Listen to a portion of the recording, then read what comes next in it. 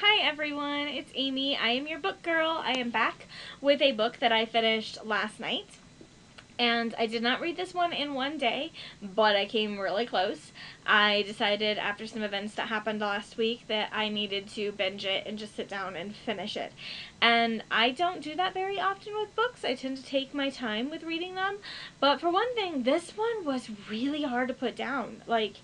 It sucks you in immediately. And I am speaking of Holy Disruptor by Amy Duggar King. It's subtitled Shattering the Shiny Facade by Getting Louder with the Truth. And if you're not familiar with the Duggar clan, well, where have you been? But they are the ones of the 19 Kids and Counting and all of the scandals that have gone on with that. Amy is their crazy cousin Amy. That's a title that the producers gave her, and the family rolled with it. And she is Jim Bob's sister's daughter, only child. And so she talks immediately when the book begins. Amy starts off explaining what the IBLP, Institute for Basic Life Principles, Guidelines for Living are, and what they expect everyone to adhere to. And it's a lot. It's like 4 pages with paragraphs of things that people are expected to do. They're called their master life plan. Like, the wife must submit to the husband and refrain from challenging him. That's the first one. Women may not pursue independence or self-reliance. Higher education for women is strongly discouraged. Ladies, keep it at home. And there's lots about women, so many that are just specifically geared towards women. But neither women or men must wear black clothing because it's sinful. Women and men must avoid tattoos and piercings. And yeah. Women must keep their hair long. No cutting is allowed. Children must obey out of fear, the or else threat. And then children are unsupervised and left to figure things out on their own. They must instantly obey and not think for themselves. They're programmed. Children are to follow the programmed life, homeschooled, isolated, and uniformed. And really, looking back over this, most of them are directed towards, actually all of them, I mean, aside from the black and tattoos and piercings, they're all directed at women and children.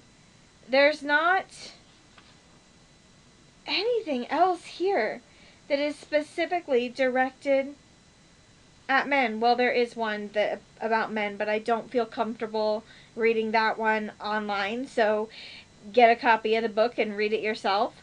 And so so she lays down the rules to explain what perspective her family was coming from.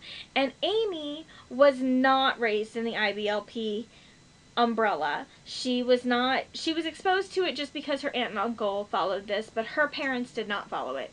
Her parents did not have a traditional marriage. They did not have a traditional anything. She talks about her background and her childhood, how she got onto the show, how she earned that crazy cousin Amy title, and how she felt about it, and what happened in her life as a young girl, and what she was protected from and shielded from Grandpa Duggar. And so if you're kind of wondering what's going on, why are so many of the kids doing things that they're doing and things like that, this book actually sheds a lot of light on it. And there's a lot of, she does not directly accuse anything. She does not directly accuse, like, oh, this is why the one who did the things a few years ago did that. She doesn't specifically say that, but she paints a picture. And you can put pieces together and kind of read between the lines and figure out things that, it makes you think. It really makes you think. It makes you question, and it makes you wonder, Is there more than what Amy knows and more than what everyone, the world, has been told? And she talks about her fun and her freedom growing up. It's not all just hard and heavy stuff. There's a lot of really good things in here too. And she talks about her relationship with her mom and how that has changed and evolved over the years. With the amount of trauma that they endured, there's going to be it's going to be hard, and it's going to be challenging to untangle that and work through things. But she and her mom have done it, and they've built a successful life and a successful relationship for themselves. She has defied the odds and gotten married and stayed married and has a child. And she's parenting differently than what she does, and than what she was parented. And she talks at the end about her parenting style and why she chose the style that she chose.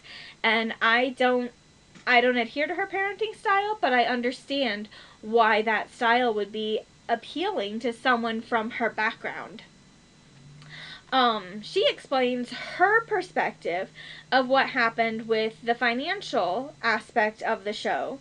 She was not paid for her time on the show in the moment, and she tells kind of how that played out, how she was duped into signing something because she trusted someone, and how many times have we all looked to a relative and said, well, this person wouldn't lie to me, this person has my best interest at heart, and no, maybe they actually did not.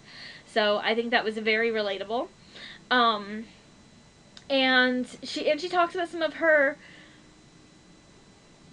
her moments on the show. She talks pretty negatively about what happened, and how she was treated on the show, and how she was represented.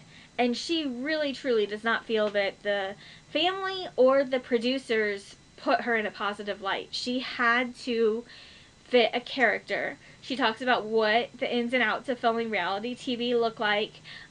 She went into way more detail about the show specifically than Jill did. I read Jill's book earlier this year. I'll do another review on that later when I get my copy back. I loaned it to a friend. But she goes into a lot more detail about the ins and outs and what it was like, and things than Jill did. So if you like the idea, if you ever wonder, hey, what happens behind the camera, and like, how is reality TV actually filmed, and is it really real, or is it scripted, what's going on, she goes into a lot more of that. And she was constantly told by her uncle specifically, that she was too loud and too much to handle. And I can completely relate to that. And I think a lot of women have been told over the years that they are too loud and too much, and they need to back down and calm down and sit down and just do this and do that and da da da. And I think that the way that she has worked through it and what she has to say, it was just so comforting. Reading this book was like sitting down and having a cup of coffee with a friend and talking about our life experiences and what we've been through and where we are now and why and how. It was so good. And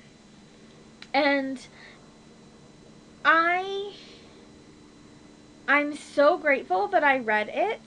I highly recommend it to anyone who wants to know more about this family, or wants to know more about, or if you have trauma that you are trying to work through and trying to deal with, if you grew up in a dysfunctional family, or if you've had experienced things as an adult that you just can't shake and you're not really quite sure why, I really encourage you to pick up Holy Disruptor. And if you've been told you're too much, you need to sit down, you need to be quiet, you're not enough, you're too much but you're not enough at the same time. Maybe that's just me, I don't know, but I don't think it is, because really she was told this, I've been told this. I don't think we're alone. I think that we as women tend to we're hard on ourselves, and we tell ourselves things, and we put pressure on ourselves that we don't need to.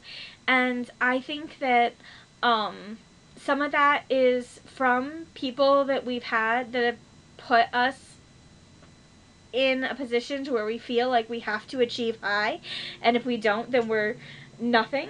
And I think some of it also is then we've internalized a lot of that pressure, and so we put it back on ourselves. And this was just such a good book about letting go of that, and letting go of the hurt and the pain, and setting boundaries, and understanding that you can love your family. You will, we all have family members that we will always love them, but they are not safe for us to be around, and we can't trust them. And loving someone doesn't mean that you trust them, and it doesn't mean that they have a right to be in your life. And I was very impressed with the boundaries that she has set up, with both of her parents. And the whole, like, second half of the book, I underlined, like, whole pages. And I write my books, I underline, I annotate. I have tons of notes and tons of annotations. I have learned new terms from this book, and from looking up and reading and watching some of her interviews and things. I've learned some other things, some new terms and some new tools. I've got some new tools, and I have peace with where I am in my walk right now. And I'm so grateful for the chance to share these wonderful books with you, and to share with you the things that God has done in my life. And that's something too. She calls herself a holy disruptor. Let me tell you her definition of a holy disruptor. Because I feel like this, let's see, it was past the rules.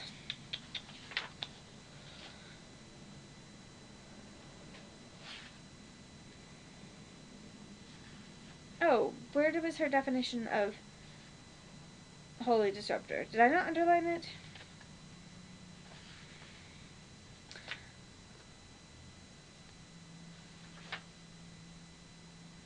But she talks about her faith being her anchor, and the guiding journey through all of the storms in her life, and how she has completely ripped away all of the rugs, and all, we all have skeletons in our closets. We all have rugs that our families have tried to hide everything under, and she's ripping it back, pulling off the Band-Aid, and letting it all show.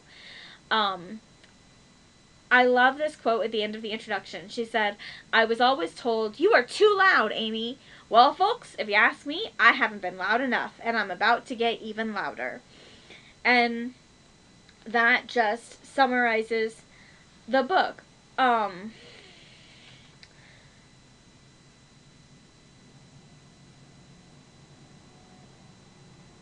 She's trying to break her cycles of family trauma, and she's imperfect. She's a human. It's not perfect. It's not always pretty. Breaking cycles of trauma is rarely pretty, and it's not fun, but she's doing it. She's working on it.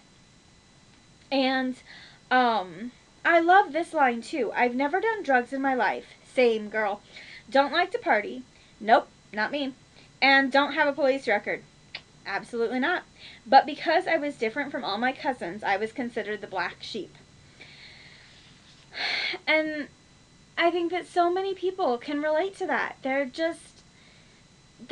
don't fit a mold of whatever your family mold is, whatever your family structure, wherever, and you don't fit. And so you feel like the black sheep. Even if nobody's telling you that or calling you that, you feel it yourself, and you put it all on yourself too. And sometimes people do straight up tell us that, no, we don't belong, we don't fit, this is not good, and that's hard. And so, but Holy Disruptor is Amy's look at her faith and how it has gotten her through all of the traumatic things that she's dealt with, from early childhood up to young adulthood, and the time that the show ultimately ended. And it's so good. It's such, and beyond, and her healing that she's had since the cameras have turned off, and she's had time to heal and to process and to grieve in her own way. and I highly, highly recommend Holy Disruptor. I'm going to throw the links to Amazon and Thrift Books in the description down below, and you can check those out and grab your copy. I got mine off Thrift Books, and it's a hardcover, and it is absolutely gorgeous. Does it still have the new book smell? It does. It still has the new book smell. I love smelling books. Do you like smelling books? They're fun. It has the new book smell, and it's wonderful. Oh yeah, I think I bought it new off Thrift Books. It wasn't on Thrift Books as a used one yet because it's brand new. It just came out last fall. So would check the prices, find out where it's cheapest for you, or check your local library.